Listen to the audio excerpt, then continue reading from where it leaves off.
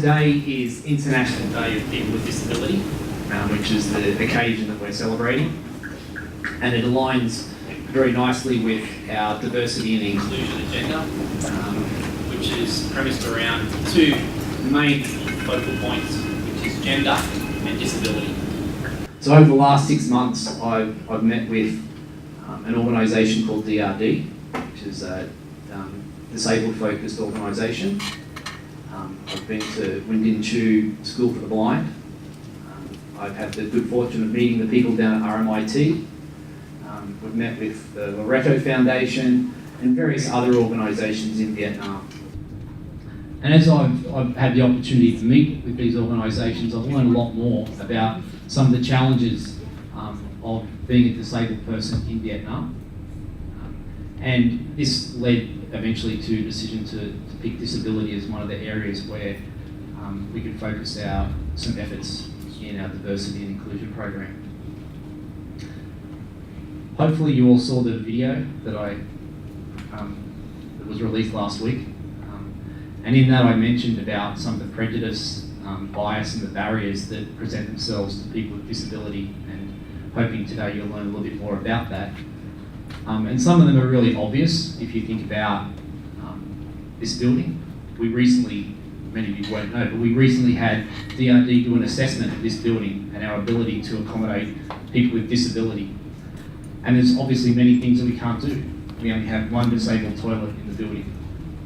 We don't have a ramp to access into this building. And there's a long list of things that prevent a person with disability from operating in this building.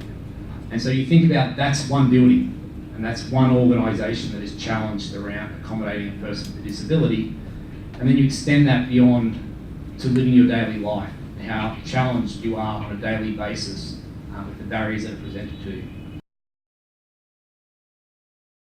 A lot of our students come to us and say, I can't study at this university, I can't study at that university because they don't have any accommodations for me, and that's what I really want to study in life, but I can't do it.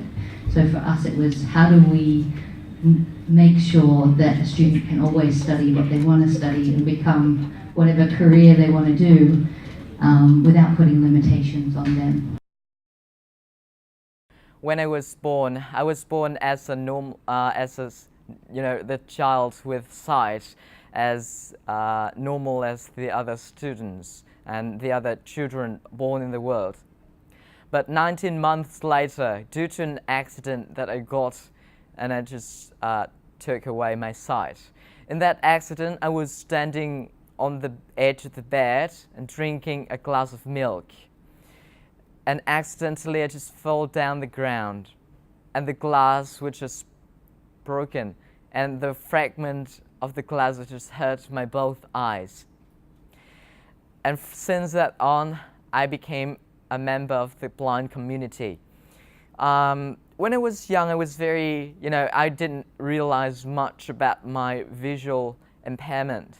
Whatever my friends here, I refer to my neighbors, like I join with them in any activities, like they can jump over the ditches, so why can't I? They can climb to the top of the tree, so why can't I? So I just join them in any activities, and I'm not afraid to live just the same life like they are living. Although that I always try very hard to live positively and think positively as well, but there are times when I'm feeling very much depressed, of course. There are times, please let's just imagine if you really want to go to your friend's house to join them in their activities, but no one's helping you, although you're asking someone to help, but they are not helping you, although that they're not just doing nothing. So it has two sides. First of all, you are feeling down and you feel like the other people they are not helping you. But after that, through that, you can make a commitment with yourself that next time I have to learn it myself. I won't depend on the other. And there are times that I feel very much, very disappointed with myself. And what I really want the people to change maybe in the future is that many people usually say that they want to make the Vietnamese people to change their perception regarding the people with disabilities. But I just want to, it sounds pretty hard to do because changing the people's perception is kind of like very hard, and it requires long-term education. So what I want to do is to try to get the people, before judging and before doing anything, just please willing to ask what the people you are going to help really need.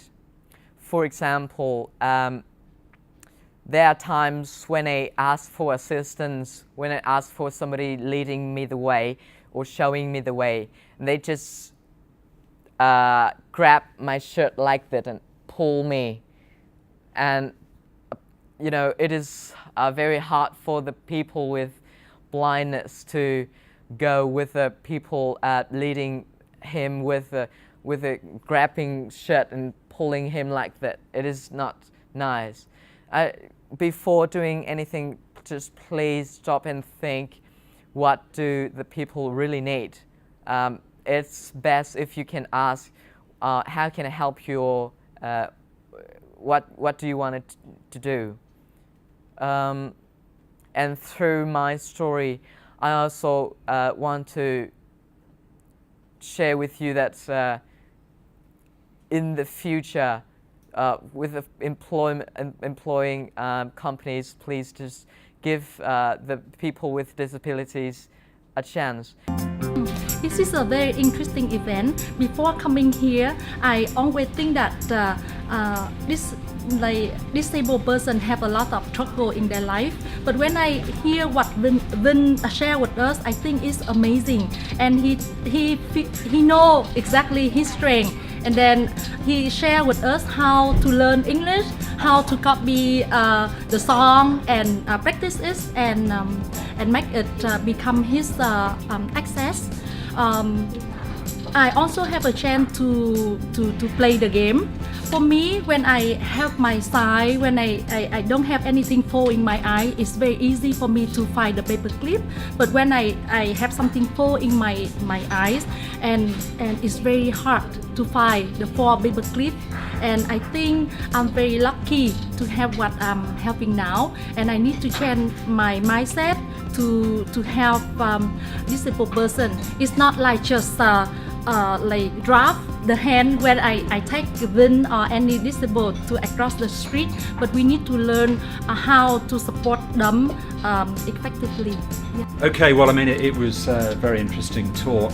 Ving is a very confident, inspiring young man who's done a lot with his life. I think the point that jumped out to me is that with people like Ving who've been a bit unlucky in life in whatever respect, we should always ask them what they need rather than thinking we know what they need. And I did rather like his example when he said he sometimes asks for help to go across the road and people grab him by the arm and drag him across, and I'm afraid that's probably my style. I've been lucky enough to help blind people across the road quite a few times, but I probably do grab them, and as he said, you should let them grab you. Let them take the lead rather than being passive and us active. Let's try and reverse it and maybe in the process give them a bit more respect, I guess. And so, yeah, that was quite a learning point for me.